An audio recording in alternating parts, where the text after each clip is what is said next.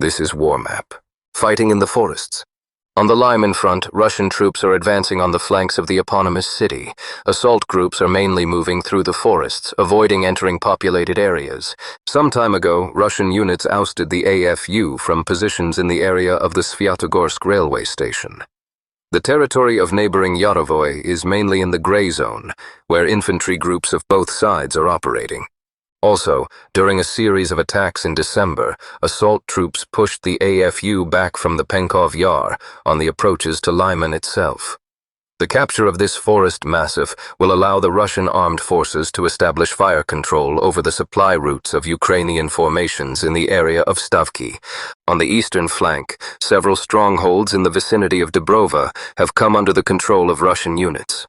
Earlier, the AFU posted a video of raising their flags in the populated area itself, but it turned out to be archived.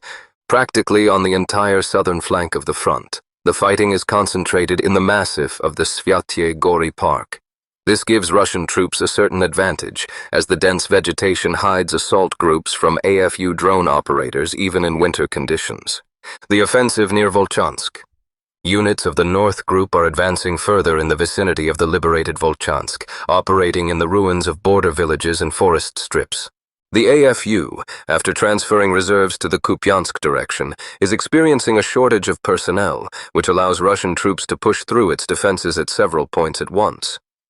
Under the control of the Russian Armed Forces units, another part of the Staritsa has passed. The AFU, however, still maintains a presence on the southern outskirts of the settlement and even conducts counterattacks. In the Tatar forest, battles continue. The situation here remains shrouded in the fog of war, but the initiative remains with the Russian troops. Also, several more positions have been cleared by stormtroopers between the Lyman and the Vilcha. On the Novopavlovsk front, Russian units, having failed to completely drive the AFU out of the populated area, slightly changed the vector of the attack to flank attacks. The last assault led to the Russian units gaining stable control only over the southeastern half of the village. On the northwestern outskirts, there are heights that the AFU has occupied, and from which they are defending themselves. Russian troops have shifted the vector of the attacks to the fields between Ivanovka and Novopavlovka, as confirmed by objective control footage. In the event of a successful advance further, moving along the ridge of the heights along the 0041405 route, the Russian armed forces will significantly complicate the situation for Ukrainian formations in Novopavlovka. This will also be facilitated by a possible breakthrough of the UAF's defenses in the area of Muravka. In the Volchansk Hutors, Russian units have occupied several more houses and continue to advance towards the center of the village. The situation on the eastern flank of the direction remains stable. Units of the Russian armed forces are conducting attacks with small groups in the vicinity of Ambarno, Dvorechye, and Otradnoe. Liberation of Grabovskoye. The Russian Defense Ministry announced the liberation of the populated area of Grabovskoye in the Sumy region. Most of the populated area was taken under control by Russian units as early as the 20th of December in just 2 days, and many members of Ukrainian formations were captured. Surprisingly, the AFU quickly admitted the loss of the village at that time, and the president of the Ukraine, Zelensky, even spoke about the situation there. After that, Ukrainian formations carried out a series of counterattacks from the side of Ryasne and Taratutino, but they did not succeed. After repelling the counterattacks of Ukrainian formations and 2 weeks of consolidation in the populated area, the official announcement of its liberation was finally made. Earlier, the village of Vysokoe was also liberated by Russian troops, and with it, the highest point of the Sumy region came under the control of the Russian armed forces. Alarming news. From the neighboring Kupyansk-Borovskoye direction, very unfavorable news are also coming. According to objective control footage, Ukrainian formations not only held Novoplatonovka, but also regained control over several strongholds to the east. A little earlier, the AFU repelled attacks, which started after the announcement of the liberation of the populated area. In fact, Russian soldiers will now again have to storm strongholds between 3 officially liberated populated areas: Novoplatonovka, Bogoslavka, and New Kruglikovka. Open fields here are a partially gray zone, and some of the forest strips are completely under the control of the AFU. From the southern section, from the vicinity of Novogorovka, which was officially liberated almost exactly a year ago but in reality never was, there are indications of the AFU regaining control over positions to the south.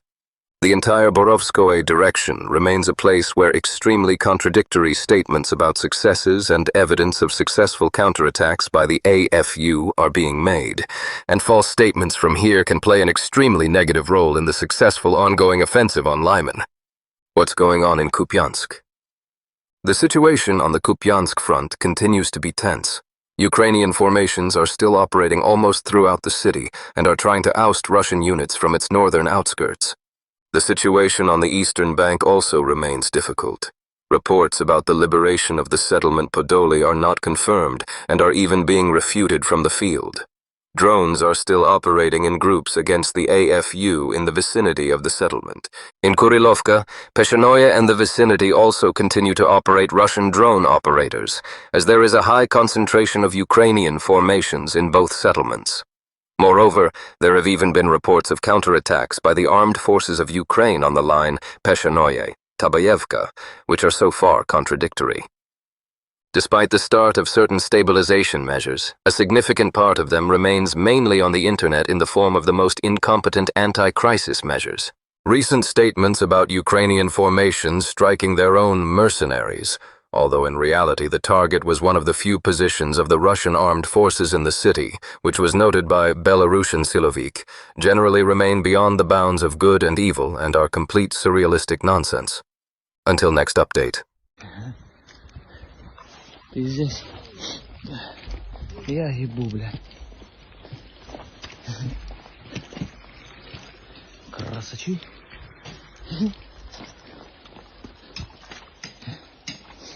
Эх, бля. Бля, братан, мне по-любому, походу, мокнуть.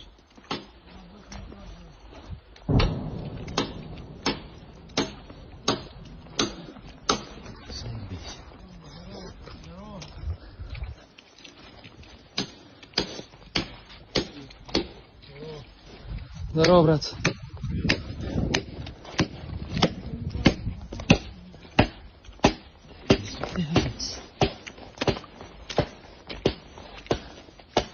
Запиздили.